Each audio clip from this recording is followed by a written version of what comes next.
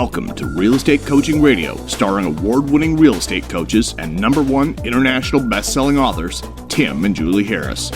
Real Estate Coaching Radio is the nation's #1 daily radio show for realtors who demand authentic, real-time coaching. Get ready for fluff-free, unfiltered, full-strength honesty about what's truly working to get you into action, helping others, and making money now in today's real estate market. Now to our hosts, Tim and Julie Harris. 3, 2, 1, and we're back. Hey, Julie, I have some amazing news for you. You do. Let's hear it. It is March 31st. Yes. Yes. So all of us lived through, no. Don't stomp on my good news. We're through a quarter in a year. I know. And no pandemics.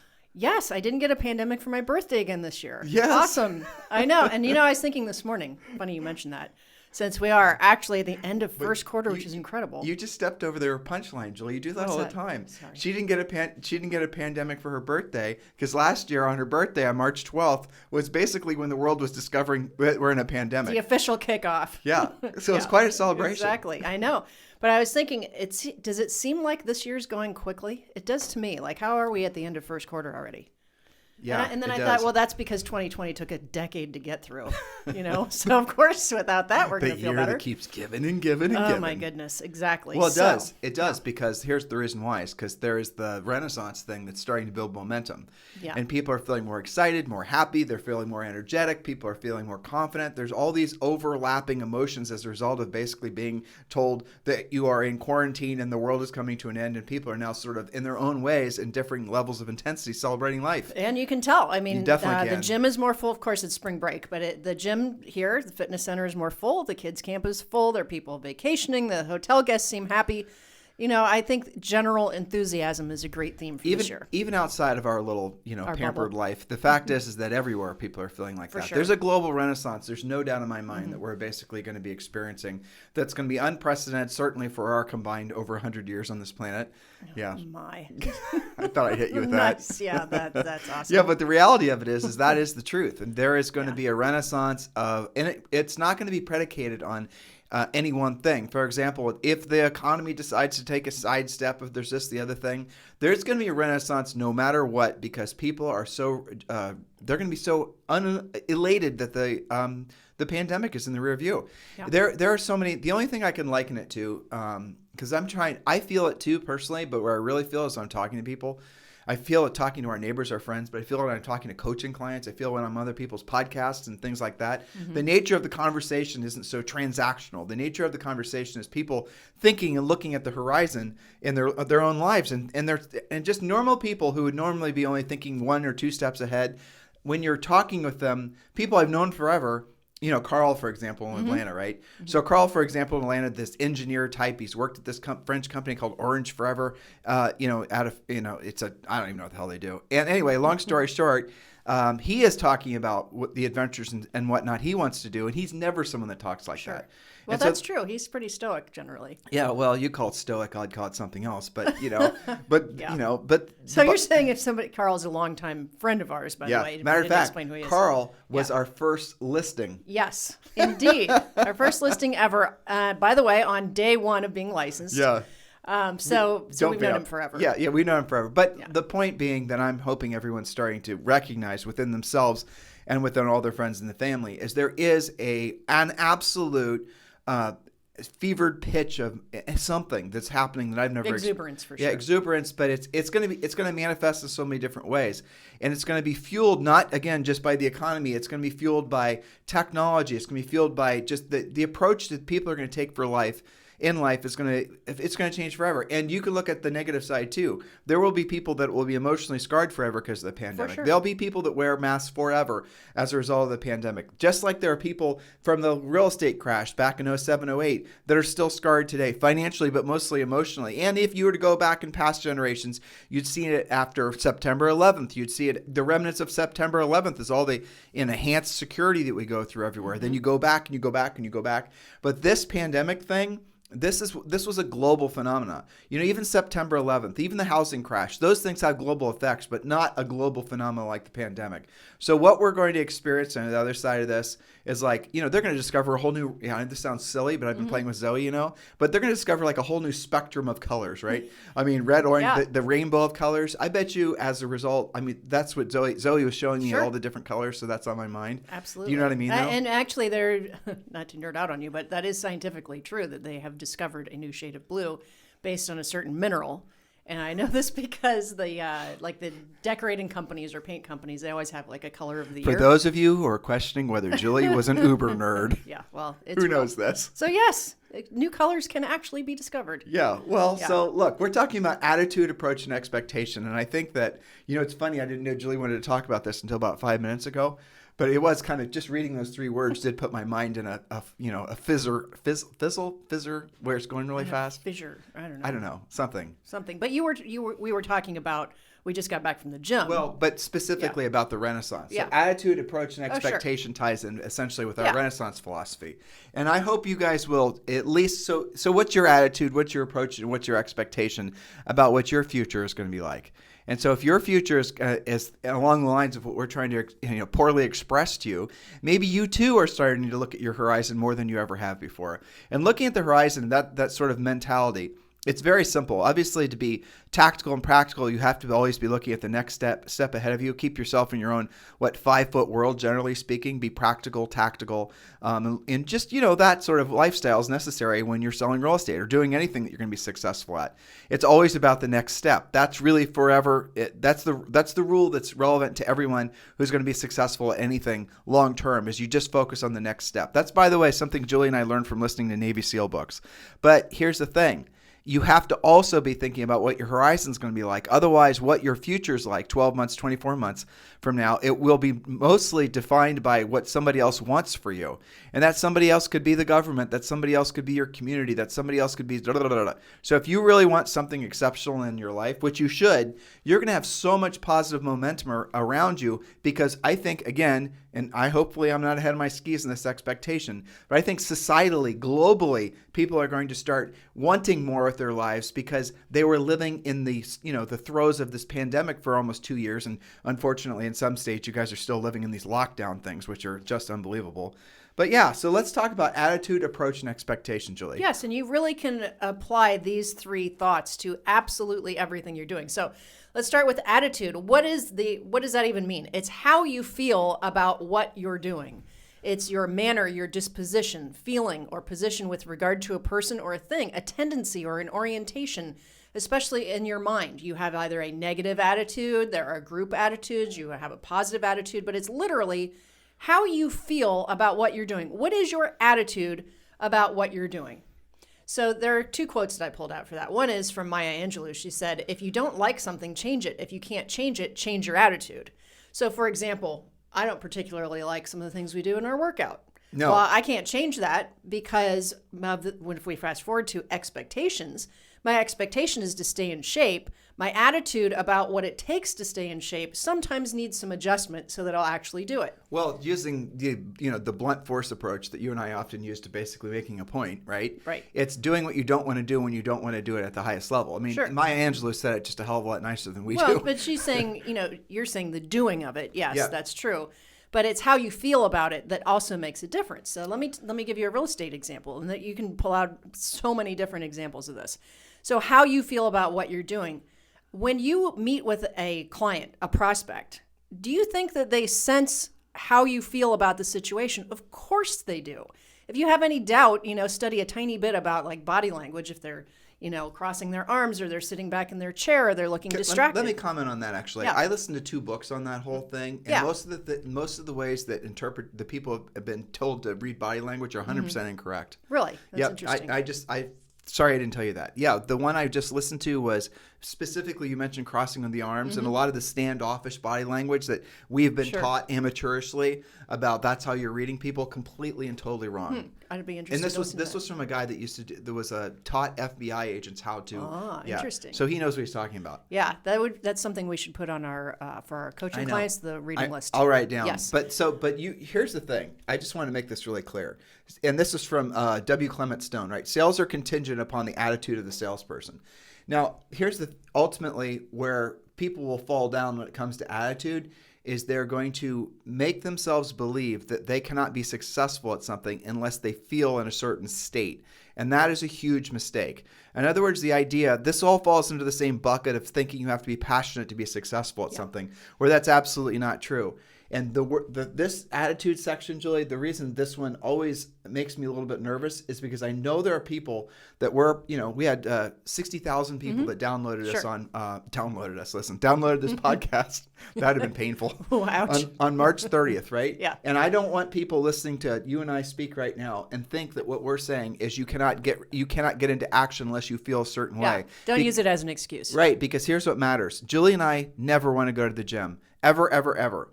We just force ourselves to do it. We don't even want to do it while we're doing it. There's nice to run some friends and whatever. And Julie does this leg workout that I did with her this morning. And I swear to you, I'm never going to do it again. But guess what? I'll do it tomorrow.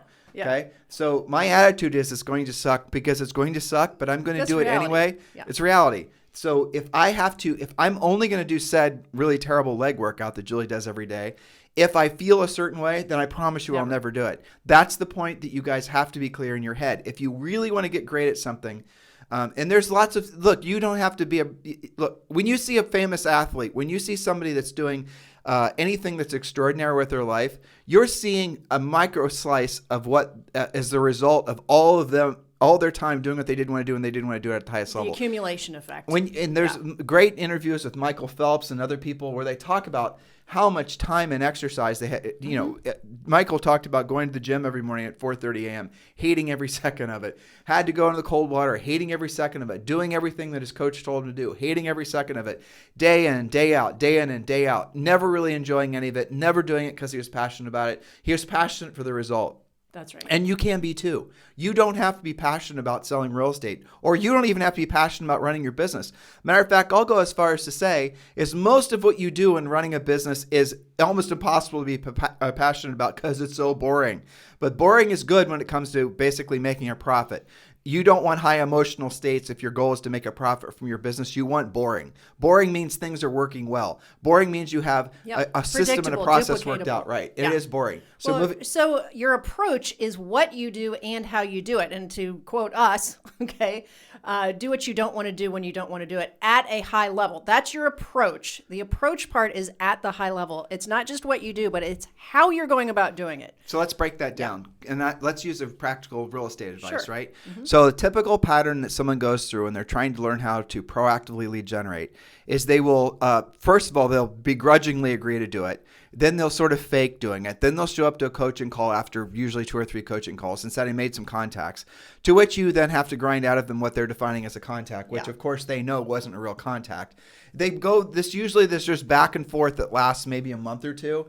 And then they actually start doing it. And so what happened is they're taking a long time to get ready to get started. Mm-hmm. A contact is a conversation with a decision-making adult about listing their home. And they knew that, but what they were doing is they were counting contacts. First of all, they would celebrate dials. Like, they're dialing a phone. Yay, let's celebrate that. And then this is how, most people think through things. And then they'll go to, well, I made, of all the, 20 dials I made 2 contacts. Well, did you talk with them about, essentially listing their home? Was this an expired or FSBO? No, I was just calling my friends. Okay, that doesn't really count. And neither does voicemail, by the way. And neither does voicemail. So the point of it is that when you're going through this process, the I at the highest level is the thing that matters the most.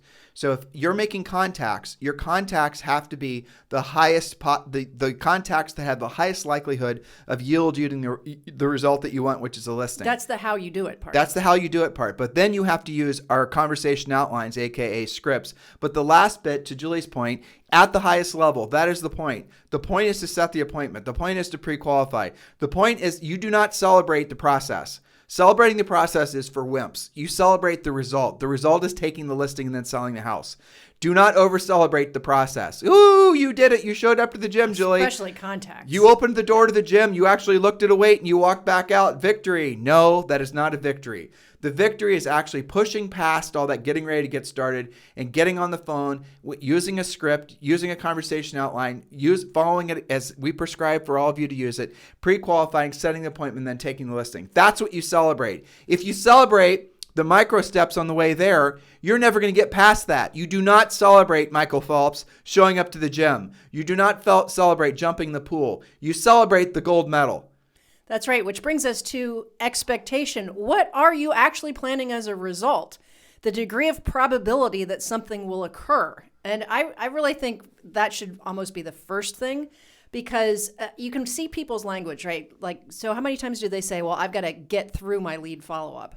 Well, that kind of shows your expectation to just get through it. What if your expectation, when it shouldn't be called lead follow-up, it should be called appointment setting? That's right. Okay, so what if you said, instead of I'm going to get through it, I'm going to pound it out, I'm going to leave some voicemail messages, maybe I'll text a few people. Instead, you said, I absolutely will set a minimum of one pre-qualified, motivated appointment by the time I get to the end of the people I've got to call. There you go. So that's your expectation. And the expectation that all of our, high caliber coaching clients set for themselves is they're going to set at least, but minimum standard, one pre-qualified listing appointment per day. And then in the afternoon, they're going to go on one listing appointment a day, and they're going to take virtually every single one of them. That is the expectation that we have for every single one of you. And I do not care what the market is doing. I don't care if it's a seller's market. All of you can do that. All of you can achieve that level of consistent results. And here's the fun question, a slight sidestep, is what would you have to stop doing in order to have that level of orderly discipline in your lives, right, and earn the right to essentially have predictable, duplicatable cash flow in your life and making massive profit in your life. And you follow our prescription for success in real estate, guys, you're going to be finding you're eliminating most, if not 99% of all the CRAP that everyone's telling you to do. Oh, you got to get in, you got to do a disciplined amount of media content, and you have to do some the social networking, this and the other things. You have to do blah, blah, blah. No, you sit down, you do your work, you set one pre-qualified listing appointment, you get your listings up to a specific number will sell every single month. You'll have very consistent cash flow. I'm going to run this through you guys real quick, right? I know you're, okay. So if you had 5 listings at all times in every single one of your markets, at least 3 of those would be in contract at all times. Your job then is to every single month replace those 3 listings. Or maybe it's called your real estate magic number, and I'll tell you how you can get the plan to figure it out yourself in a second. If your magic number, let's say you're blessed with a sale price where you're making at least $15,000 a sale. And let's say in your life you have to earn at least $15,000 a month to basically pay all your overhead and take care of your family, right? So let's just say those are your numbers. If you had 3 listings at all times and only one of those sold per month, you would be making $180,000 per year. And guess what you didn't have to do? Any social networking, any buying leads, any worrying about building a team, any worrying about building your brand, any worry about all that stuff. Building your brand and adding staff comes on the other end of learning how to be a consistent listing agent and learning how to basically produce consistent profit. That's the order in which you should be doing things. We are always going to be focused on teaching you guys how to be proactive lead generators first. And then if you want to add in some passive marketing on the back end, then go right ahead and do it. But never, ever, ever stop being a proactive lead generator. That's the worst thing that you can do. You always have to keep yourself to the discipline.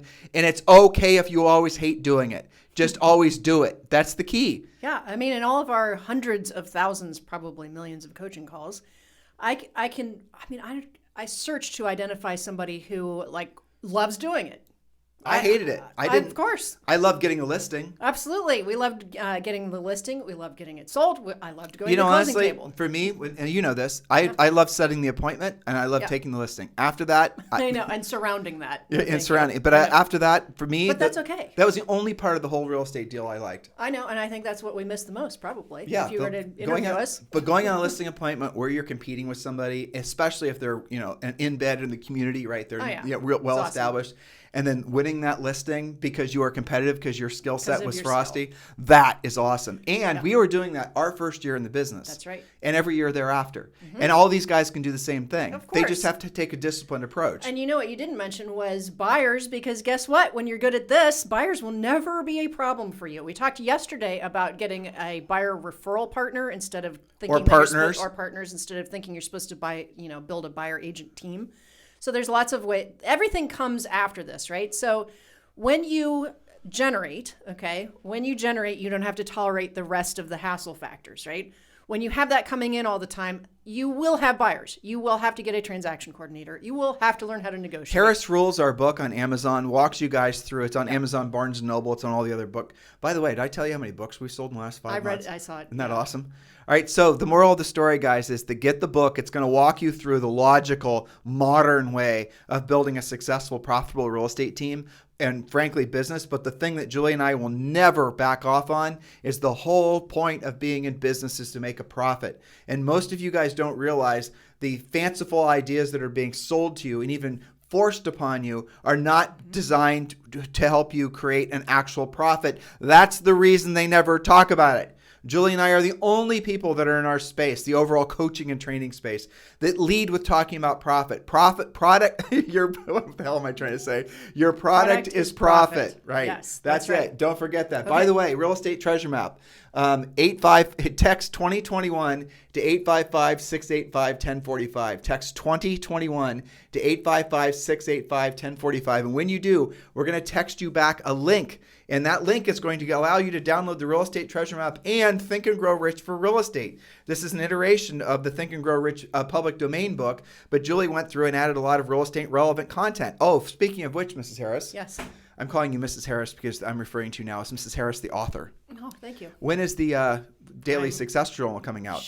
I'm supposed to have the final draft in my email today. Good. Then I'm going to order a sample just to see the quality of paper and covers and whatever. And then definitely in the next 30 days. It's just a matter of us getting the engineering of it down. And no, we're not giving that away. Nope. That's going to be for sale on probably at least Amazon. We probably are going to self-publish that one. We have some publishers that want to publish it. We'll probably just self-publish it. That way we can keep the price lower, just for the record. Yep. When you stay tuned. When you have a publisher, Harris Rules is we're under contract with a publisher, and they control the pricing. We don't. But in the meantime, if you guys want a copy of the Real Estate Treasure Map, remember, just text 2021 to 855-685-1045. Text 2021 to 855-685-1045. All right, Julie, what's up next? Yes. Okay, so homework. What are you guys supposed to do about this? Check your attitude about lead generation. How do you actually feel about that? Do you feel like you're just luck out every time it just comes to me? Do you feel like your attitude is, well, I'll just buy leads? What is your attitude about actually generating business every day? What is your approach to that, too? What do you actually do about it? So let me add something in here, Julie, in your notes. Is your attitude that leads are hard to find? Because if your attitudes is leads are hard to find, then you're going to be susceptible to all these lead selling, I was about to say a bad word, but I won't, a-holes. Okay, so if your attitude is leads are hard to find, then you're always going to be susceptible to wanting to buy leads because you haven't realized the simple fact is there's so many people selling you leads because leads are easy to generate. That's the reason every Tom, Dick, and Harry is calling you and emailing you and saying and asking you, oh, are you taking any new buyers? Are you taking any new sellers? All these clever little ways they're trying to communicate with you because they're Bobs sitting in their basements basically churning out lead generation. And then selling the leads. Leads are not hard to find. Leads are everywhere. You are in the best business ever, podcast listeners. You are in a real estate business where every single soul on planet Earth needs what you have to sell. You are always going to be living in a home. You're going to be you always need to lease or rent a home. You need a place to live, unless, of course, you're homeless, which is unfortunate. But for the sake of what we're talking about, the bottom line is there are very few other things on planet Earth that every single person needs. So when you walk out your front door, when you turn on your computer and you're intermingling with other people, you are rubbing elbows, virtually or otherwise, with somebody that needs to do business with you, either now, soon, or sometime in the future. That should be your attitude. Yes, and by the way, right now when the market's hot like this, it's actually easier. I mean, we've had coaching clients that do their prospecting and basically it comes down to doing a net sheet for the seller. Yeah. And the seller's like, holy tamale, I had no idea. You had coaching clients who you've told to basically go and call their past clients because the past clients weren't aware that their homes have doubled in value, in Austin in particular, and they then did just that. Hello, Bob. This is Betty. I have a good news for you. In case you care, your house is now worth, $1 million, and you paid $500,000 for it. Are you interested in selling? And you know what's funny about There's that? an interesting, easy script. Yeah, duh, right? Okay, so what's funny about that is a lot of those, we have more of this going on, and so we get more reports back that some of those prospects are saying, I was wondering why so many agents were door knocking me. I was wondering why I was getting so many phone calls. So here's the thing. You all have a database. If you're not calling them with that story, with at least that proposal, by the way, guess what? Somebody else is going to. So do not think that leads are hard to find. Leads are everywhere. Leads are the most abundant thing ever. Leads are the easiest thing in the world to generate. Furthermore, buying leads is really crazy because buyers are everywhere. Listing leads are equally as free, equally easy to find. You just have to learn how to do it. And that's what we do in our coaching business. That's what we specialize in. We have got the cure for what ails you if you've basically been spending too much time with buyers. That's it. So here's your homework. 3 questions. Number 1, because lead generation really covers everything. Number 1, what are you doing and how are you doing it? Is it organized, scheduled, systematized, and well executed? Number 2, are you still guessing about lead generation, praying to the real estate gods? That's not a plan. Number 3, what are you doing consistently versus sporadically? You've got to systematize this. And this is one of those things, Tim, that agents always feel like they're out of control all the time about everything. When you get good at this, you get back into control because you'll be working on that magic number of listings at all times, which is predictable and duplicatable. Yeah, that's the bottom line. Guys, listen, your homework, in addition to what Jules just said, is text 2021 to 855-685-1045. Text 2021 to 855-685-1045. And when you do, we're going to text you back a link to a whole bunch of books. The one I want you to download immediately is Real Estate Treasure Map. Yes, this is for sale on Amazon. No, I do not want you to spend the $20 to buy it. Just get the book for free from us now.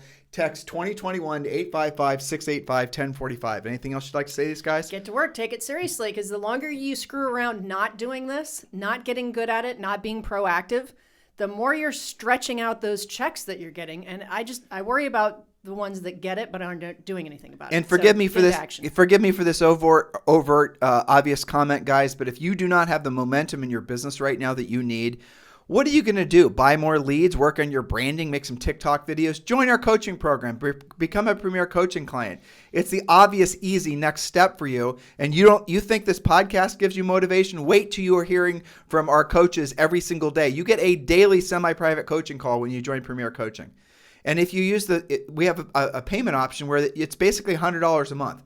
So look into this urgently. Go to timandjulieharris.com. Go to timandjulieharris.com and just check out the coaching program. And if you'd like to have more information, if you're not quite ready to sign up, that's okay. Sign up for a free coaching call. One of our new member coaches will walk you through all the aspects of the coaching program.